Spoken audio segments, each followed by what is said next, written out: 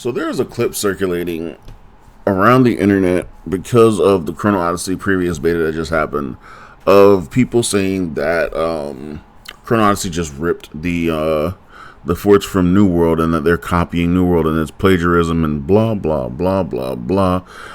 We have literal supercomputers at our fingertips. It is 2025 and we don't know what asset packs are. Like, we just had the same issue happen with Ashes of Creation, where someone found that they were using a mmorpg starter pack asset file pack, whatever the frick. There are words there that I just don't feel like putting in order. But yeah, they were using an asset pack for an mmorpg starter kit, and they still had them in their game during one of the alphas, and people were complaining that that this game isn't being fully developed and it might just be a cash grab. And I was like, but this is something that all games do when they're developing an open world game, because it takes so much to develop an open world game, even if you are a AAA studio. As people have been trying to say that, oh, this is a AAA studio, they need to do better. I don't think you guys know the amount of work it takes to put into creating an open world game. Like, I just want people to think about this before they say stupid things on the internet when they have thousands of followers behind them that are willing to rally and believe the crap that spews out of their mouth. And I was going to say mouths, but then I cut off myself and my accent started to kick in, so leave me alone. That being said, this video is about something completely different. Well, not really completely different. It's still the topic of Chrono Odyssey. And mostly just what Chrono Odyssey probably needs to do to win over the audiences and not fail like New World did in the beginning. Because while a loud minority did not like the beta, which it was a beta, there were a very quiet majority in the background that enjoyed the hell out of it and are waiting for more. And they want to see what the game is going to look like when it's fully finished and put out there. And so this is honestly just a list of things that I feel like, from my perspective, that the team behind Chrono Odyssey needs to do to make sure this game launches at its full potential. And we're going to start with number one, being prepare the servers. Prepare the ever-loving servers. New World released in 2020 at the height of the pandemic, and they did not expect the amount of people that were going to be signing up to play this game to be the amount of people that were signing up to play this game. First of all, they hired, or not really hired, but paid a ton of streamers. First of all, some streamers didn't even have anything to do with MMORPGs. They just paid off a bunch of different streamers and was like, these guys are going to get us the attention that we want for our game. That didn't work out. Also, another thing, don't do that. Don't pay a bunch of streamers that don't have anything to do with MMOs to play your game on stream, because you're going to be welcoming a bunch of people that don't actually have the intention to want to play this game. They're going to be trolling. They're going to be making the internet's full of trolls. This anyway. Back to the main point. Prepare the servers, because this is that second point is going to be a whole other point anyway. Prepare the servers because you don't actually have an estimate on how many people are going to be ready to buy the game and play it from launch, and that is a big issue. You can never fully estimate that correctly. You can say, oh, so many people played the beta this time, so many people played the beta the second time. But when the game actually comes out, once people start seeing the actual release day gameplay, if it's more polished, if it's better done, if people are actually looking like they're having fun, if everything looks crisp and clean and better, you're going to change a lot of minds, and those servers are going to be overloaded very quickly. And you're going to want to make sure those servers are, top shape, because it's easier to wind down servers than it is to try to add new servers in the middle of everyone trying to play the game. The second thing is also pertaining to servers. No crossplay between console and PC. I'm sorry, crossplay between console and PC ruined Throne and Liberty because it didn't give the PlayStation players the accountability they needed to do to stick around and play on their own servers if they wanted to play the game. They left to go to PC because PC servers were deemed to be an easier economy, to be a better economy for, first of all, the prices on the auction house, as well as the player killing economy. You were able to get more kills because there were more people to play with, whereas you abandoned your own PC, your own PlayStation server, and left the amount of players that were there to dwindle slowly to move to PC servers. And that's just what happened. The player base from PlayStation declined by people leaving, not even quitting the game completely, just leaving the PlayStation servers to go to the crossplay servers, because the auction house on crossplay was better, because the crossplay servers had 3 to 4 servers intertwined in their auction house, and so their prices were lower because there was a much higher quantity of items to choose from, and lower prices just because of the abundance of all of those items. And that was just one of the reasons. Of course, the dungeon queues were also another reason.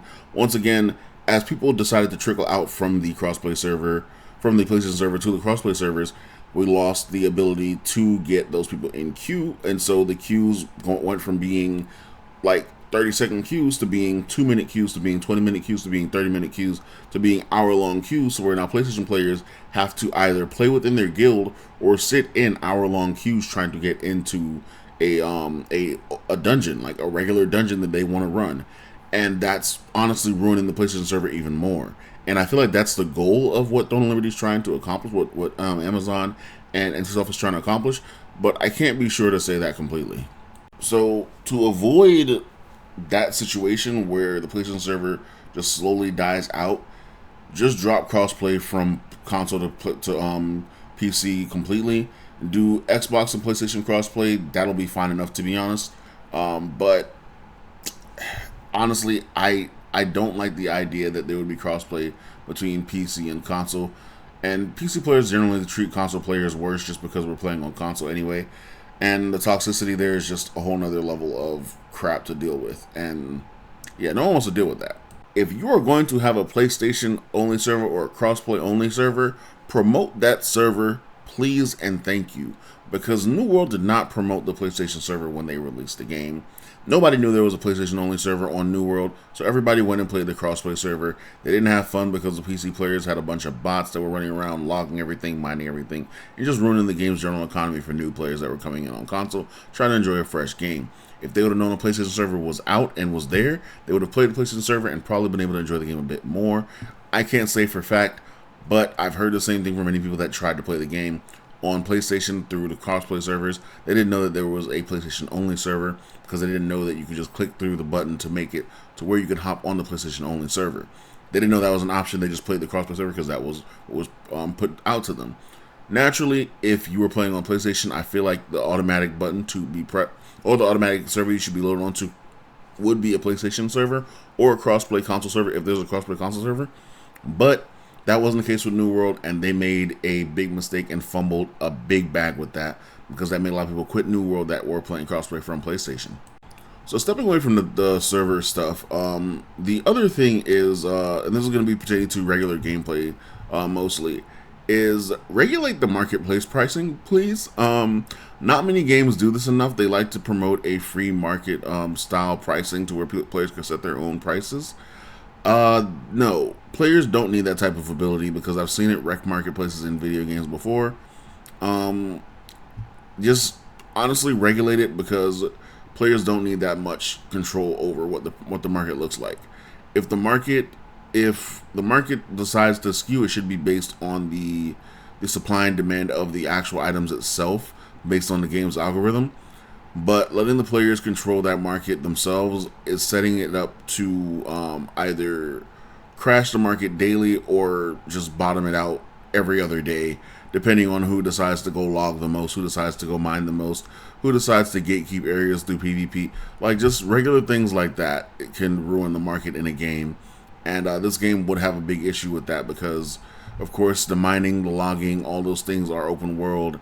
And I don't think any of those things are instant, so you're all going to be relying on the same ores, the same trees, probably the same routes to get to the things that you want to get to. And so making sure that the market is regulated, you'd be able to, one, put a cap on the prices of the price fluctuations that are bound to happen because of the limited stock from someone probably either hoarding all the items and putting it in their stores just because they don't want anyone else to have it, or anything else like that happening, because it's bound to happen just because of the type of game that is and the type of way people play these games and because of who people are. And so the last thing is obviously one thing that I didn't think I have to mention, but probably doesn't have to be mentioned because you guys generally do this. Don't forget about the players that are going to be constantly playing your game every day. The players that are going to be considered the quote-unquote hardcore players. While companies do like to cater to the casual players because the casual players are going to be consistently there and they're going to be the ones that are popular in the game the most, the hardcore players are going to be there in 5-6 years when all the casuals decided they're going to move on to the next game, because as casuals do, they move on to the next game. There are people, however, that will be attached to this game, that will stick to this game like they have in other games before. There are older games that I've played that still have a population of at least 100 to 200 people just because they are hardcore fans of that game. My first MMO that I played, well, technically my first MMO that I played, Fiesta Online, is one of those games where there's at least 100, 200 people still playing that game. And that game came out back in like the early 2000s, like 2005 or 2006, something like that. And it's not a graphically good looking game, but people are still playing it to this day because it's their game. It's their hardcore game that they pretty much are stuck on right now. That's just their thing. And this game has the potential to be that for so many people, but you need to cater to them as well and not chase them away. And by catering to the casuals, like you did, like people did with New World, for instance, and they're doing with Own Liberty as well. So pay attention to the hardcore players as well as the casuals. Don't just let the streamers dictate how your game should run, because the streamers are, sadly, they don't really care about what the game's like. A lot of streamers don't care about what the game is actually going through. They're just trying to make their marks for their content, and yeah, they don't care how they influence the game when it comes down to the end of it. For most of them, some of them do, but most of them really don't. I'm sure we've noticed the uptick in gaming grifters in the past, the ones that just sit around and talk crap about games just because they feel like it's going to be better engagement, because they engagement farm rage bait, and rage baiting is the easiest way to get clicks and views on their content. And that's honestly who a lot of the developers are listening to, because they think that the higher views are the majority of how people are feeling, but it really isn't.